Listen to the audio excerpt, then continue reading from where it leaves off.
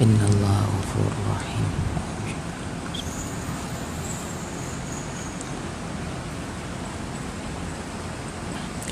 Assalamualaikum warahmatullahi wabarakatuh. Muslimin muslimat yang dirahmati oleh Allah dan dipilih oleh Allah Subhanahu wa taala sekalian, sama-sama kita mulakan pertemuan dan pengajian ilmu kita pada malam ni dengan nama Allah, dengan harapan Allah Subhanahu wa taala akan sentiasa merahmati dan memberkati duduknya kita selama kita bersama-sama pada malam ni insya-Allah. A'udzu billahi minasyaitonir rajim. Bismillahirrahmanirrahim. Alhamdulillahi rabbil alamin. Wa bihi nasta'in. Wassalatu wassalamu ala rasulil amin. Asyrafil anbiya'i wal mursalin wa ala alihi wa sahbihi ajma'in. Asyhadu an la ilaha illallah wahdahu la syarika lah wa asyhadu anna sayyidana Muhammadan abduhu wa rasuluh. Allahumma salli ala sayyidina Muhammad wa ala alihi wa sahbihi wa barik wa sallim. Subhanaka la ilma lana illa ma 'allamtana innaka antal alimul hakim. Qala rabbi shrah li sadri wa yassir li amri wa hlul 'uqdatam min lisani yafqahu qawli. Rabbana zidna 'ilman nafi'a warzuqna fahman wasi'a. Allahumma rzuqna taubatan nasuha. Allahumma ij'alna minat tawwabin wal mutatahhirin. Allahumma ij'alna minal muttaqin. Allahumma ij'alna min ulama'il 'amilin. Allahumma ij'alna minal mukhlasin. Allahumma ij'alna minal ladzina yastami'una al-qawla fayattabi'una ahsana. Allahumma faqihna fid din wa 'allimna at-ta'wil wahdina siratakal mustaqim bi rahmatika ya arhamar rahimin. Na'udzu billahi min syururi anfusina wa min sayyiati a'malina. Na'udzu bi kalimatillahi tammati min syarri ma khalaqa. Allahumma inna nas'aluka al-'afiyah fid dunya wal akhirah. Bismillahilladzi la yadurru ma'a ismihi syai'un fil ardi wala fis sama' wa huwas sami'ul 'alim. Amin ya rabbal alamin. Amin. Wala haula wala quwwata illa billahil aliyyil azim. Amma ba'd. Muslimin muslimat yang dirahmati oleh Allah Subhanahu wa taala sekalian, marilah sama-sama kita melapaskan alhamdulillahi rabbil alamin kehadrat Allah sebagai tanda syukur kita kepada Allah atas nikmat yang Allah Subhanahu wa taala telah berikan kepada kita. Mudah-mudahan bertambah kasih, bertambah sayang Allah Subhanahu wa taala kepada kita, dan Allah tambahkan lagi nikmat ketaatan ibadah kita kepada Allah Subhanahu wa taala. Dan khasnya dalam majlis ilmu, mudah-mudahan kita diberkati oleh Allah dan kita dapat mengamalkannya dalam kehidupan kita insya-Allah, tuan-tuan ya. Tuan-tuan, sabda Nabi sallallahu alaihi wasallam, tuan-tuan ya, yang disebut dalam kitab Minyatul Musalli, tuan-tuan, yang disebut oleh Syekh Daud Patani, tuan-tuan ya. Jadi kata Nabi sallallahu alaihi wasallam, ni cerita tentang solat sikit, tuan-tuan ya. Mengenai dengan orang yang solat dan dijamin syurga oleh Allah. Ada orang yang solat, maknanya tidak dijamin apa-apa oleh Allah. Kata Nabi SAW, riwayat Abu Daud, barang siapa yang solat dalam keadaan dia solat menjaga hatinya dengan Allah, bersungguh-sungguh dibawa khusyuk hatinya kepada Allah, hadir hatinya kepada Allah dalam solat, maka kata Nabi SAW, maka Allah menjamin bagi diri dia menjadi ahli syurga dengan sebab dia solat bersungguh-sungguh menjaga hati kepada Allah. Ni hadis, tuan-tuan ya, Nabi janjikan kepada begitu, kepada kita begitu. Kemudian kata Nabi, barang siapa yang solat dan tidak bersungguh-sungguh menjaga hatinya dengan Allah, dia solat, dia biar je hati dia nak pergi ke mana-mana, tuan-tuan, dia ikut dan mulut dia nak baca, hati dia melayang-layang. Kata Nabi SAW, orang yang solat begini, kata Nabi, maka atas Allah lah Kalau Allah nak masukkan dalam syurga, Allah nak ampunkan dia, Allah masuk dalam syurga. Tapi kalau Allah nak masuk dalam neraka, Allah akan masukkan dalam neraka. Jadi tuan-tuan, orang yang solat dalam keadaan tidak bersungguh-sungguh hadir hatinya kepada Allah, maka tak ada apa-apa jaminan tuan-tuan ya.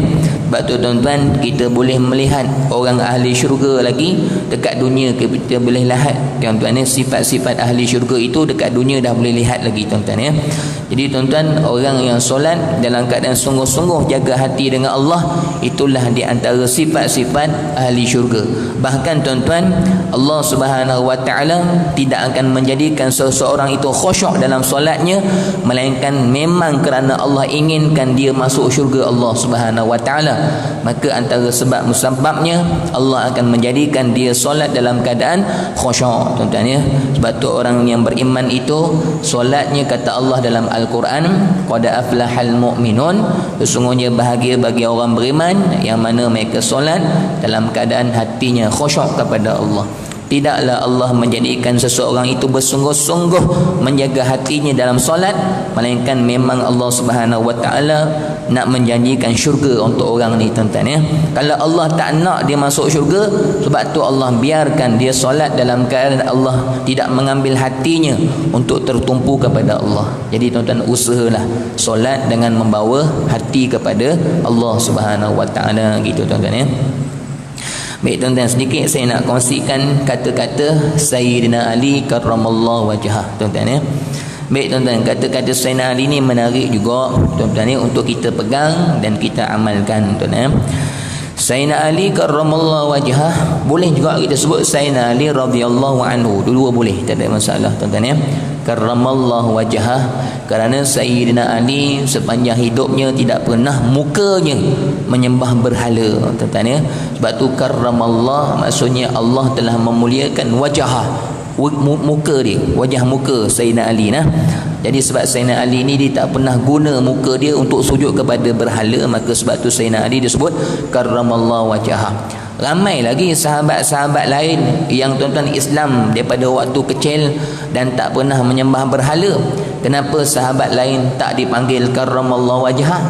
Kenapa Sayyidina Ali sahaja dipanggil karramallahu wajhah? Macam Sayyidina Abu Bakar juga tuan-tuan. Kenapa Sayyidina Abu Bakar sahaja dipanggil As-Siddiq? Sahabat-sahabat lain tak Siddiq ke? Tuan-tuan ya. Siddiq ni maksudnya yang sentiasa membenarkan Nabi sallallahu alaihi wasallam tuan-tuan ya. Sahabat-sahabat lain pun semua pakat-pakat membenarkan Nabi. Mana ada sahabat-sahabat yang mendustakan Nabi tuan-tuan ya.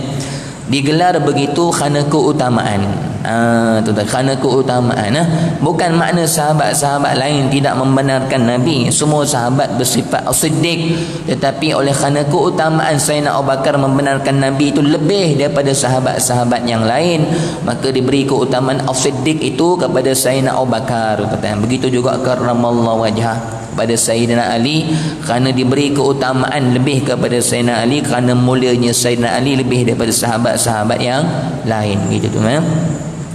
Baik, Sayyidina Ali ni tuan-tuan satu hari ditanya oleh sahabat tanya, wahai Sayyidina Ali, apakah tentera Allah Subhanahu wa taala yang paling kuat? Apakah tentera Allah yang paling hebat, yang paling kuat? Ditanya kepada Sayyidina Ali tuan-tuan ya. Tuan-tuan, tentera Allah ni jangan kita bayangkan tentera Allah ni sekadar kita manusia je tuan-tuan ya. Maknanya tentera Allah ni manusia sahaja. Tidak tuan-tuan. Tentera Allah ni sekalian makhluk ni tentera Allah belaka tuan-tuan ya. Angin pun boleh jadi tentera Allah tuan-tuan. Kalau kita tengok Namrud, yang menghancurkan Raja Namrud itu adalah seekor nyamuk, maka nyamuk itu jadi tentera Allah tuan-tuan kita. Kalau kita tengok tsunami tuan-tuan ya, yang jadi tentera Allah apa? Laut, air menjadi tentera Allah. Itulah tuan-tuan ya. Tentera Allah ni semua makhluk ni boleh jadi tentera Allah. Hari ni tuan-tuan, yang Allah hantar kepada kita apa jenis bentuk tenteranya tuan-tuan? Wabak penyakit. Hari ini kita telah ditimpa oleh Allah Subhanahu wa taala dengan bala, yakni wabak coronavirus. Corona ni juga, COVID-19 juga tentera Allah yang menggerunkan hati kita, yang pakat-pakat tak boleh lawan belaka tuan-tuan ya. Jadi tentera Allah ni banyaklah tuan-tuan. Jadi Sayyidina Ali karramallahu wajhah ni ditanya, wahai Sayyidina Ali, apakah tentera Allah yang paling hebat, yang paling kuat? Kata Sayyidina Ali karramallahu wajhah, kata dia, awal permulaannya aku duk ingat, kata Sayyidina Ali, besi itulah tentera Allah yang paling hebat, kata Sayyidina Ali. Tapi bila aku perhatikan, besi itu, kata Sayyidina Ali, boleh dihancurkan dengan api, kata Sayyidina Ali. Maka bertukarlah pemikiran aku, maka aku katakan, kata Sayyidina Ali, api itulah tentera Allah yang paling hebat, tuan-tuan. Kemudian kata Sayyidina Ali, bila aku tengok api kan tuan-tuan membakar Nabi Ibrahim dan sebagainya, besar api tu. Tapi kata Sayyidina Ali, aku tengok api ni walau sehebat macam mana pun, dia boleh dipadamkan dengan air, tuan-tuan. Maka kata Sayyidina Ali, air itulah tentera Allah yang paling hebat, yang paling hebat, yang paling besar, tuan-tuan. Tetapi kata Sayyidina Ali, aku melihat air ni datangnya daripada mana, turunnya daripada mana. Maka kata Sayyidina Ali, air ini dipegang oleh awan. Tanpa awan, air tak boleh nak duduk, tuan-tuan, tak boleh nak berkumpul. Maka awan tempat menyimpan air ini lebih hebat, kata Sayyidina Ali. Maka aku nyatakan awan itulah tentera Allah yang paling hebat, tuan-tuan. Tetapi bila mana aku melihat angin, tuan-tuan, angin boleh boleh meniup awan, boleh menggerakkan awan. Maka kata Sayyidina Ali, angin itu adalah tentera Allah yang paling hebat sebab boleh menggerakkan angin, tuan-tuan. Tetapi kata Sayyidina Ali, ada makhluk Allah yang tidak terkesan dengan angin, kata Sayyidina Ali. Angin tu kuat macam mana pun, dia duduk situ, dia diam, tuan-tuan. Apa dia, tuan-tuan?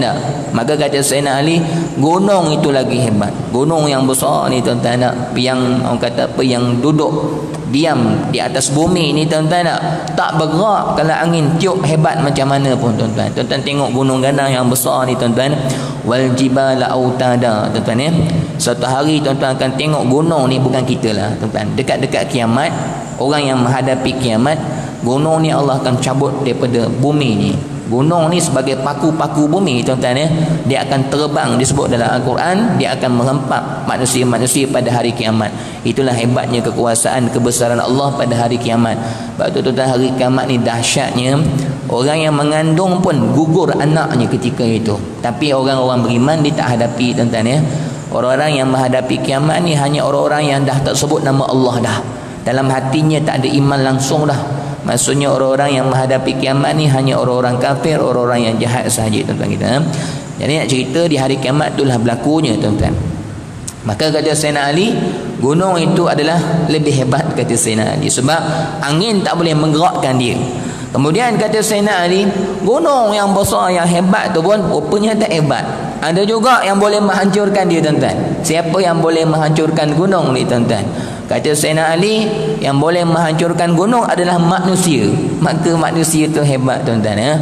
Hari ni tuan-tuan tengok manusia, dia tarah gunung tu, tuan-tuan, dia letupkan gunung tu, dia bomnya gunung. Kalau tuan-tuan pergi dekat tempat saya kat Perak tu, kan, dekat Gopeng tu, tengok highway kiri kanan dah habis gunung kena tarah, tuan-tuan. Orang buat bangunan dan sebagainya, gunung pun hancur. Maka kata Sayyidina Ali, manusia itulah tentera Allah yang hebat, tuan-tuan. Tetapi kata Sayyidina Ali, manusia juga tidak hebat, tuan-tuan. Ada benda yang lebih hebat daripada manusia. Apa kata Sayyidina Ali? Tidur, tuan-tuan.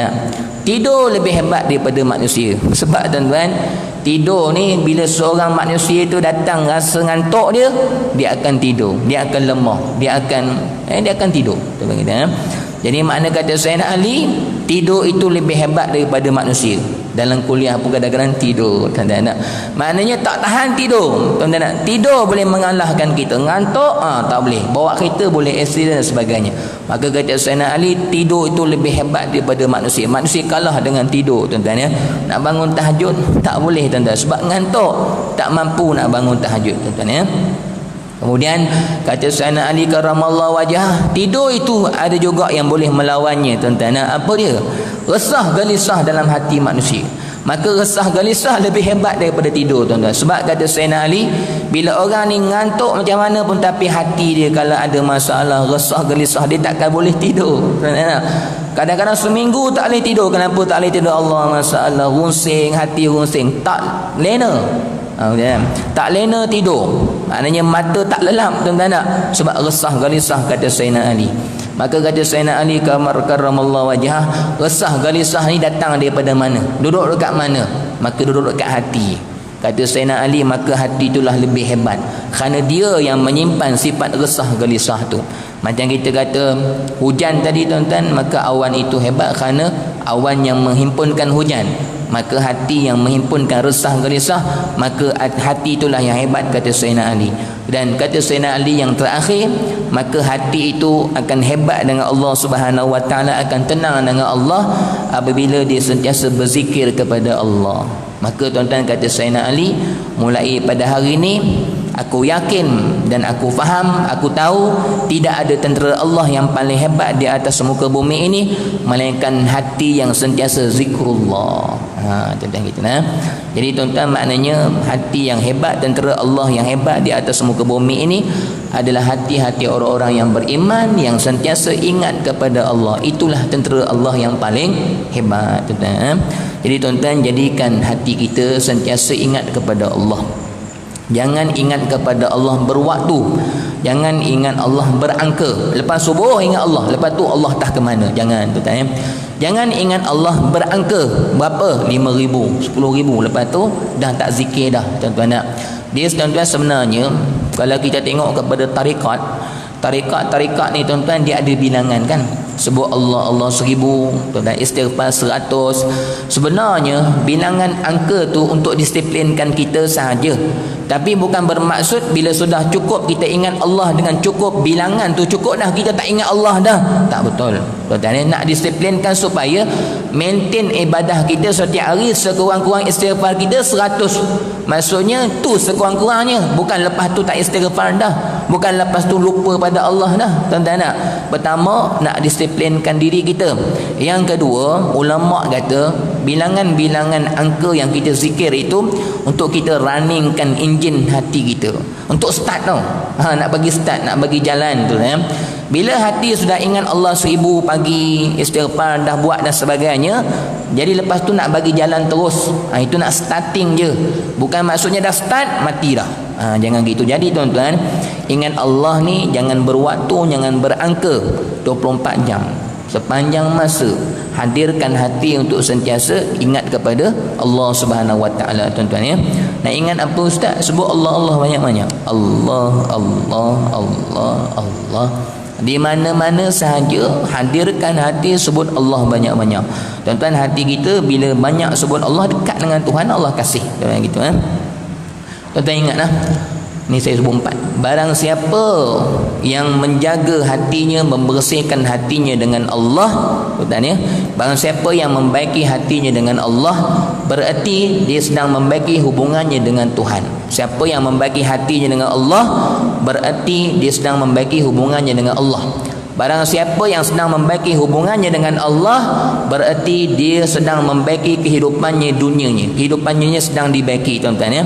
Barang siapa yang sudah membaiki hubungannya dengan Allah, Allah akan membaiki kehidupan dunianya. Dan barang siapa yang sudah Allah baiki kehidupan dunianya, maka syurgalah sebagai jaminannya. Faham tak? Barang siapa yang menjaga hatinya dengan Allah, berarti dia sedang membaiki hubungannya dengan Tuhan. Barang siapa yang membaiki hubungannya dengan Allah, Allah Subhanahu wa taala akan memperbetulkan kehidupannya, tuan-tuan ya. Sebab tu kadang-kadang ustaz, saya ni selalu semayang lambat ustaz. Saya kadang-kadang malas nak baca Quran. Baiki hati dengan Allah. Nanti kehidupan kita Allah betulkan. Semayang kita akan Allah buat di awal waktu. Quran kita akan rajin. Kehidupan kita yang tak betul ni, tuan-tuan, nak buat perkara ni tak boleh nak sempurna dan sebagainya sebab hubungan dengan Allah tak betul. Maka baiki hati dulu, baru akan betul dengan Allah. Bila betul dengan Allah, betul kehidupan kita. Bila betul kehidupan kita, syurgalah jaminannya. Tuan-tuan, bagaimana dapat syurga? Kerana kehidupan kita betul. Kehidupan kita berpaksikan kepada Allah, maka jaminannya syurga. Ini 4 perkara ni, tuan-tuan, betulkan tuan-tuan kita. Baik tuan-tuan, tu sedikitlah kita kata perkongsian mukadimah, tuan-tuan ya, untuk cerita bab hati ni, tuan-tuan, supaya kita ni menjadi hamba Allah Subhanahu wa taala yang sentiasa memandang penting tentang nilai hati ni, kerana hati inilah tempat pandang Allah Subhanahu wa taala, dan hati inilah tempat hakikat kebahagiaan kita dunia sampai akhirat. Betul hati, betullah segala-galanya, tuan-tuan ya. Sebab itulah kita ni ibadat nak bawa hati, sebab hati itulah hakikat tempat ataupun kita kata enjin yang pertama yang kita nak tumpukan dalam ibadah kita. Tuan-tuan ya. Tengok kitab balik, tuan-tuan. Muka surat 55 tuan-tuan. Kenapa yang kita nak kena sangat jaga hati ni tuan-tuan, kita sambung balik nah. Hari tu kita dah tengok perkara yang pertama, hari ni tengok perkara yang kedua. Jadi kita, pengajian kita ni, kita nak tengok kenapa kita ni perlu sangat-sangat menjaga hati tuan-tuan ya. Yang kedua, kata Syekh Abdul Qadir Mandiri tuan-tuan ya, kita ni perlu sangat-sangat jaga hati kerana sabda Nabi SAW tuan-tuan ya. Kata Nabi apa tuan-tuan? Hadis ni kita biasa dengar tuan-tuan ya. Biasa ustaz-ustaz kita baca. Kata Nabi, innallaha ta'ala, innallah ni harfut taukid. Inna ni sesungguhnya. Maksudnya ayat ini menyatakan kepada kita Allah Subhanahu wa taala inilah keadaan sebenar-sebenar Allah Subhanahu wa taala, tidak ada yang lain tuan-tuan ya. Sesungguhnya, demi sesungguhnya, innallaha ta'ala, Allah yang maha tinggi, yang maha agung itu, la yanzuru, sama sekali tidak akan melihat. Inilah keadaan Allah yang sebenar. Dia itu sendiri yang maha agung itu tidak akan pernah melihat ila suwarikum, kepada wajah muka kamu. Allah Subhanahu wa taala tak tengok kita ni handsome ke putih ke tinggi ke keturunan mana, tak tuan-tuan ya. Allah tak tengok kepada rupa bentuk kita ni, tak ada. Rupa bentuk ni bukan setakat wajah tuan-tuan. Rupa ni tak kira lah, rupa dari segi wajah ke, rupa dari segi pangkat ke, rupa dari segi, yang penting rupa luar ni, kaya ke, pangkat ke, bukan sekadar wajah muka ni, semua sekali Allah Subhanahu wa taala tak tengok tuan-tuan ya.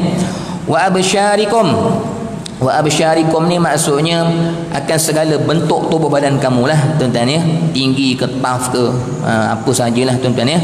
Wa innama, dan hanya senya yang Allah Subhanahu wa taala tengok apa tuan-tuan, yang zuru ila qulubikum, ya Allah tengok semata-mata adalah hati-hati kamu tuan-tuan. Itulah yang Allah Subhanahu wa taala tengok.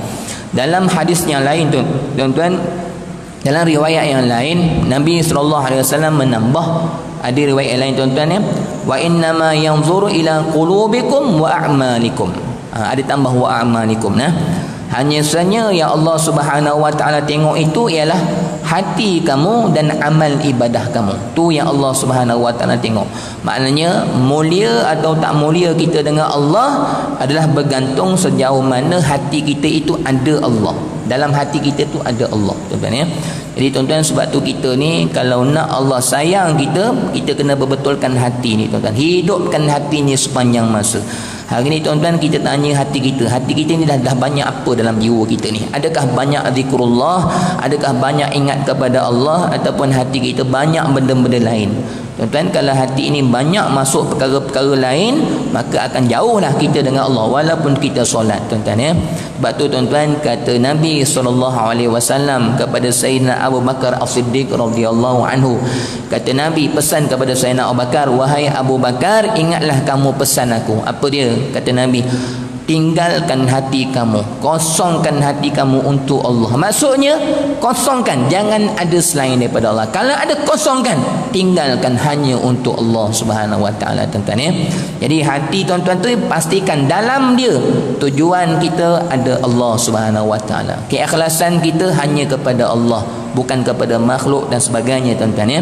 Kalau kita solat, pastikan sebutan kita yang kita sebut dari segi zahir, membaca dan sebagainya, hati kita juga sedang memuji Allah. Sebab di situ yang Allah Subhanahu wa taala tengok tuan-tuan kita. Sebab tu tuan-tuan, yang disebutkan dalam hadis Nabi itu tuan-tuan, ada orang semayang dapat 1/10, 1/8. Tuan-tuan, adakah orang ni tak semayang? Orang ni semayang tuan-tuan, tapi oleh kerana hatinya itu keadaannya tidak sama. Ada orang yang ujung ni semayangnya hatinya banyak kepada Allah, maka lebih markah dia. Jadi tuan-tuan, markah ni lebih atau sikit bergantung kepada hati tuan-tuan dengan Allah tuan-tuan ya. Jadi tuan-tuan, alangkah ruginya kalau kita balik di akhirat kelak, ibadah kita banyak tapi hati kita kosong daripada Allah, akhirnya pahala kita tak banyak tuan-tuan. Esok menyesal, rugi kita tuan-tuan. Ya Allah, kenapalah aku semayang tak jaga hati aku sungguh-sungguh. Tengok orang sebelah semayang pahala tinggi tuan-tuan. Kita semayang pahala kita celeok je, menyesal kita di hadapan Allah. Padahal kita boleh buat tak tuan-tuan? Kita boleh buat, kita boleh usaha tuan-tuan ya. Tuan-tuan, Kita dalam keadaan kita beramal ibadah kepada Allah ni, syaitan memang akan duduk dalam hati tuan-tuan.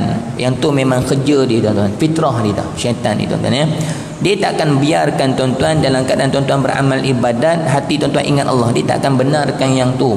Tuan-tuan akan usaha Allah syaitan tuan-tuan, dia akan usaha supaya amal ibadah tuan-tuan ni sia-sia. Sia-sia dia dengan dua jalan. Tuan-tuan ya. Pertama, syaitan akan buat amal ibadah tuan-tuan jangan kerana Allah, habis kosong terus. Yang kedua, kalau tuan-tuan sudah beramal ibadah kerana Allah, dia akan buat amal ibadah tuan-tuan lalai, jangan ingat kepada Allah. Kedua-duanya sia-sia. Faham tak tuan-tuan?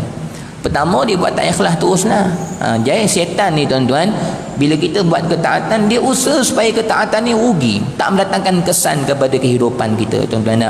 Sedangkan kalau yang dijanjikan oleh Allah itu, solat yang kita tunaikan sebenar-benarnya akan mencegah kita kepada fahsyak dan mungkar. Tuan-tuan, tu janji Allah. Tanya balik diri kita, selama kita solat ni dah banyak mana kehidupan kita sudah semakin berubah dengan Allah dengan sebab solat kita? Tanya balik tuan-tuan.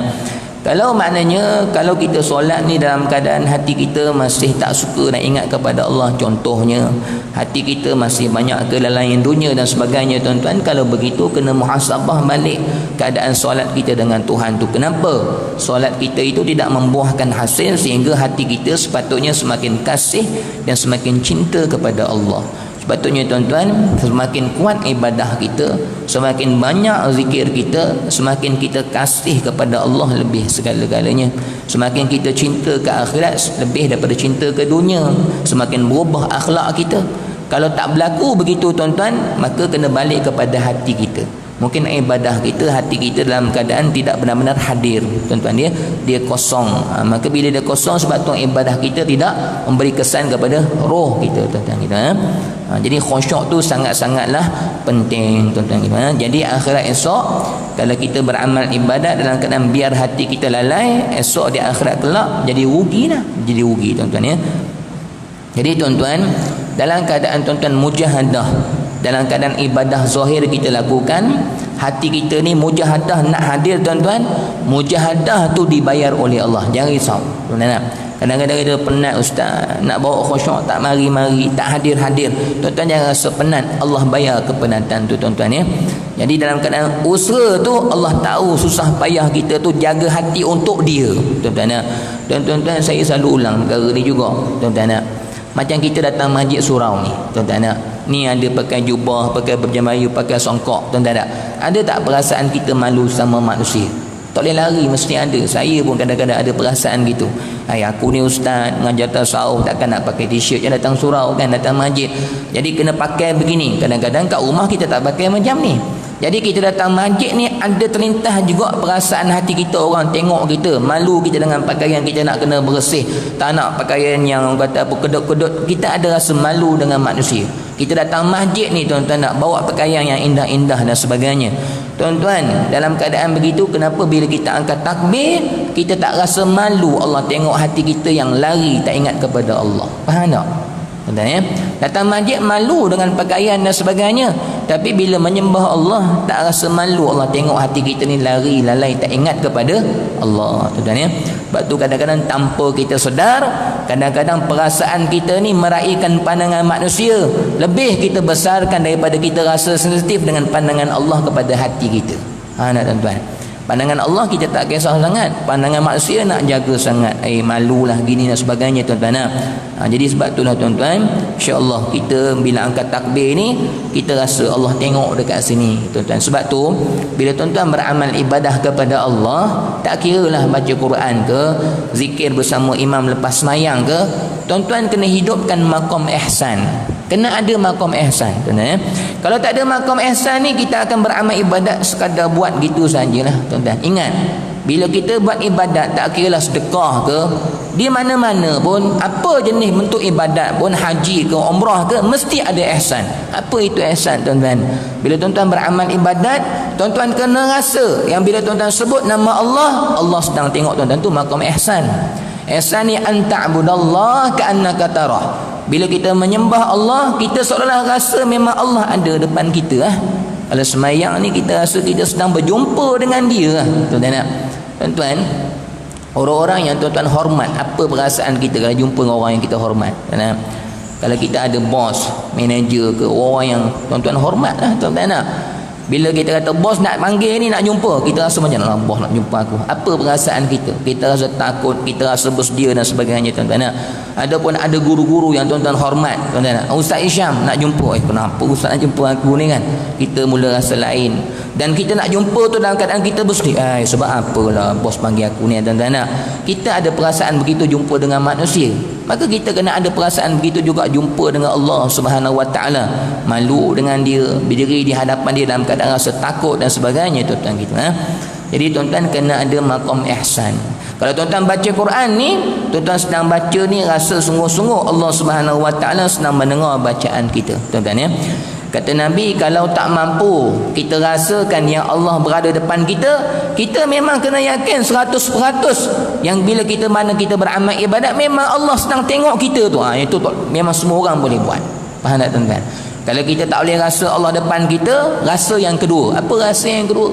Yang ni muraqabah. Ihsan ni ataupun muraqabah.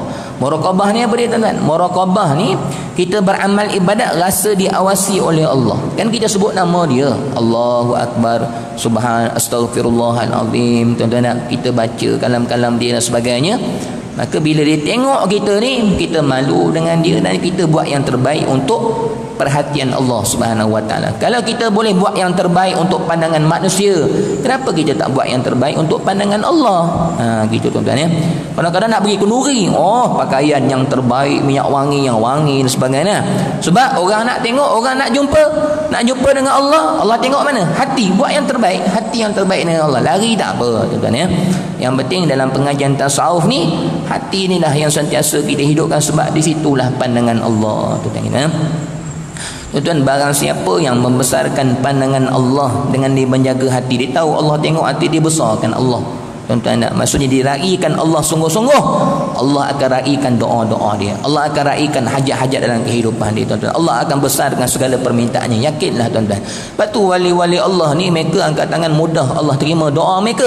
Sebab mereka ni sentiasa mengutamakan pandangan Allah. Tuan-tuan, bila kita ingat Allah dalam keadaan senang, Allah akan ingat kita dalam keadaan susah. Ni kita senang tak ingat Allah, kita lupakan Tuhan. Macam mana Allah nak ingat kita dalam keadaan susah? Tuan-tuan kita dalam keadaan apa pun kita besarkan Allah, kita raikan pandangan Allah, nanti Allah akan raikan seluruh kehidupan kita tuan-tuan ya. Allah Subhanahu Wa Taala ni maha adil tuan-tuan ya. Laha ma kasabat wa 'alaiha maktasabat. Baik yang kamu buat kepada Allah, itulah yang kamu dapat. Buruk yang kamu buat kepada Allah, buruklah yang kamu dapat. Naudzubillah tuan-tuan ya. Jadi Allah Subhanahu Wa Taala hanya saja setiap keadaan kita ni Allah tengok kat mana? Hati. Jadi tuan-tuan, pastikan hati tuan-tuan ni sentiasa hidup dengan Allah, bukan dalam semayang saja. 24 jam Allah tengok hati kita. Jadi 24 jam lah kita raikan pandangan Allah. Syaitan ni 24 jam duk hasut hati tuan-tuan supaya jangan ingat kepada Allah. Tuan-tuan bangun tidur ni, Allah tengok kat mana? Hati dulu. Kita bangun tidur, hati ingat Allah ke ingat dunia? Allahu Akbar. Jadi kita sentiasa raikan Tuhan. Nak makan, hati pergi ke mana? Kau makan terus, lupa ke Tuhan. Jadi kelupa kepada mana? Hati ni lupa lah. Jadi 24 jam Allah tengok hati ni, bersyukur, ingat, kembali tuan-tuan, nak muraqabah ni semua duduk kat hati belaka ni. Lepas tu wali-wali Allah ni mereka dekat dengan Tuhan sebab hati mereka sentiasa berhubung dengan Allah ni.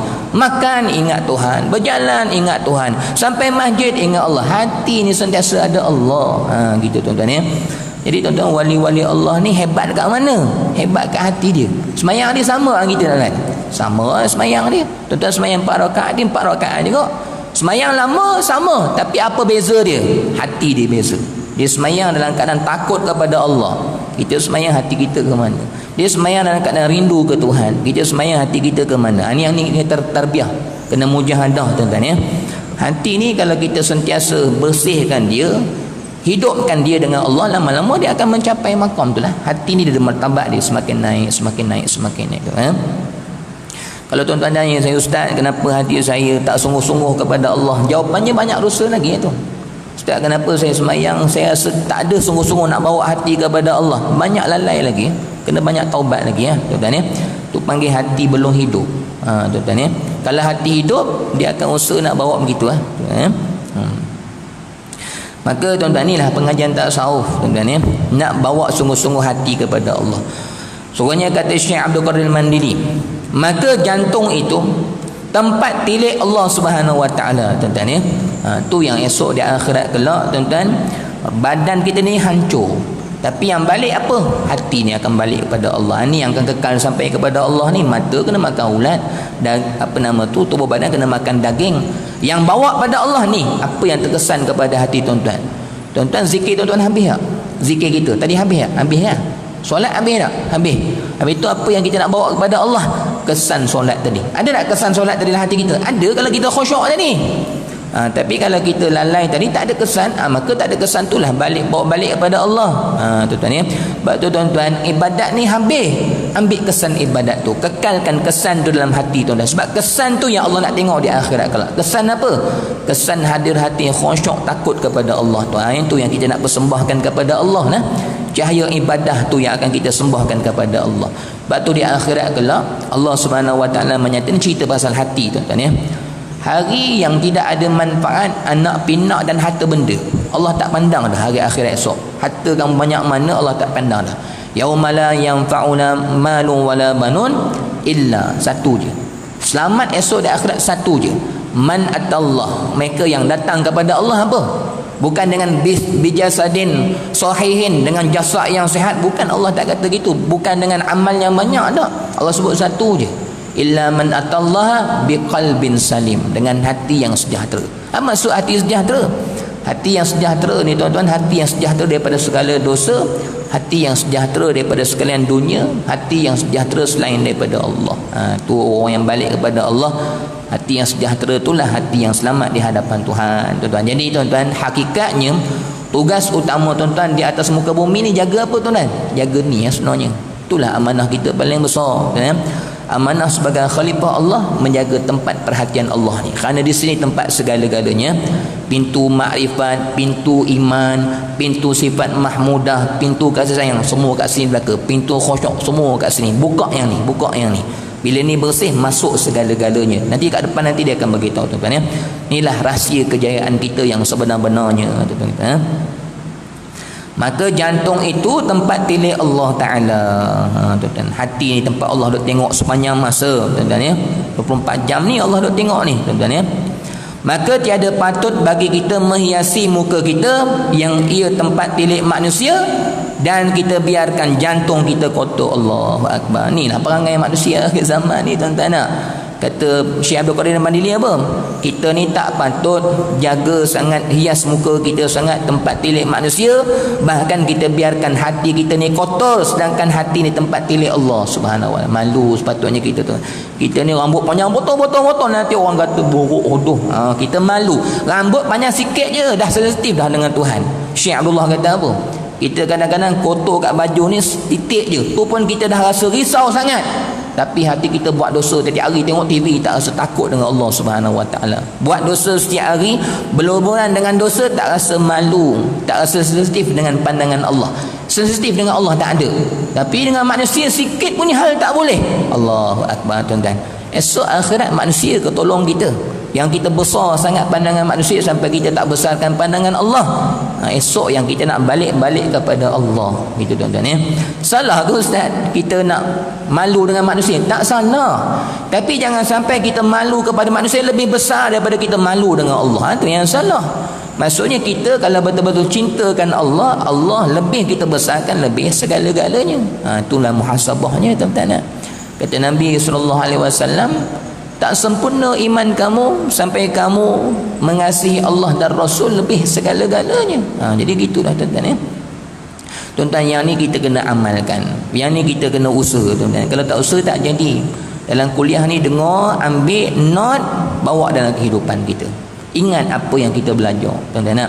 Kalau kita buat dosa, kita tak rasa apa-apa, ingat ustaz ajar tadi aku ni tak malu dengan Tuhan, istighfar kita dengan Tuhan. Kalau kita sensitif dengan Allah, dengan dosa-dosa yang kita buat walau sekecil mana pun tuan-tuan, kena lazimkan diri dengan istighfar. Orang yang selalu istighfar ni adalah orang yang membesarkan pandangan Allah. Buat dosa tak kisah, yang ni orang yang tak malu, tak membesarkan pandangan Allah. Seperti mana tuan-tuan sensitif satu kotor kat baju, begitu kau baju yang lain. Begitu juga kita sensitif dengan Allah, satu dosa kita buat pun cepat-cepat istighfar kepada Tuhan. Betul ya? Jadi tuan amalkan tu. Orang yang sensitif dengan pandangan Allah, dia akan sentiasa istighfar dalam kehidupan dia. Dia tak boleh tengok Allah tengok ada satu dosa pun dia malu. Ya? Bahkan tuan-tuan kadang-kadang dalam sembahyang tu pun kita kena istighfar dalam sembahyang. Tuan sembahyang kadang-kadang duk baca Fatihah ni lari hati, dalam hati astaghfirullahalazim ya Allah. Tu syiarullah aja tuan, syiarullah aja kita tu ya. Bahkan kalau ikut syekh dia kata apa? Tuan-tuan dia kata tapi tinggilah maqam tu tuan-tuan ya. Syekh Abdullah kata kalau kita duk ingat Allah ni, kita lupa ingat Tuhan. Syekh kata lupa tu istighfar juga. Tuan-tuan pernah istighfar lupa pada Allah? Tak pernah tuan. Kita buat dosa baru kita istighfar. Syekh Abdullah ajar lupa lalai tu pun istighfar kepada Allah. Ni tinggi makam orang ingat Tuhan tuan. Kita duk asyik Allah, Allah kadang-kadang lalai kejap. Astaghfirullahaladzim, aku ni lalai. Makam orang-orang yang tinggi kepada Allah ni tuan-tuan, dia lupa kepada Allah pun dianggap benda tu satu dosa dah. Kita ni tuan-tuan maknanya buat dosa baru kita rasa dosa. Orang begini tuan-tuan dia lupa ke Tuhan tu, kelalaian tu bagi dia satu dosa dah, malulah dia dengan Allah Subhanahu Wa Taala. Tinggi tuan-tuan ya. Tapi boleh kita amalkan. Syekh sebut dalam kuliah gitu. Syekh kata kalau kita duk lalai lupa nak ingat Allah, sebab hati ni tuan-tuan hanya untuk Allah. Tak layak kita biarkan hati ni banyak selain daripada Allah. Sebab hati ni Allah cipta untuk dia, bukan untuk selain daripada dia tuan-tuan ya. Jadi tuan-tuan besarkanlah pandangan Allah, jadikanlah hati tuan-tuan ni sentiasa untuk Allah gitu tuan-tuan ya. Mudah-mudahan Allah merahmati kita semualah tuan-tuan ya. InsyaAllah tuan-tuan bila kita sentiasa sibuk menjaga hati, bahagialah yang kita akan dapat kasih sayang Allah, keredaan Allah, dunia akhirat kita akan boleh insya-Allah tuan-tuan ya. Sekadar itulah perkongsian kita pada malam ni. Jadi tuan-tuan insya-Allah sibukkan menjaga hati sepanjang masa dengan Allah, dengan sentiasa menghidupkan hati itu dengan zikrullah. Sebab hati itulah yang sentiasa dalam pandangan Allah insya-Allah tuan. Segala yang baik semua datang daripada Allah. Saya mohon maaf kekurangan dalam saya pandankan kuliah. Mudah-mudahan Allah beri kita kekuatan yang luar biasa untuk amalkan perkara ni. Memang berat, memang susah. Mudah-mudahan Allah beri taufik hidayah kepada kita tuan insya-Allah. Wassalamualaikum warahmatullahi wabarakatuh. Alhamdulillahirabbil alamin.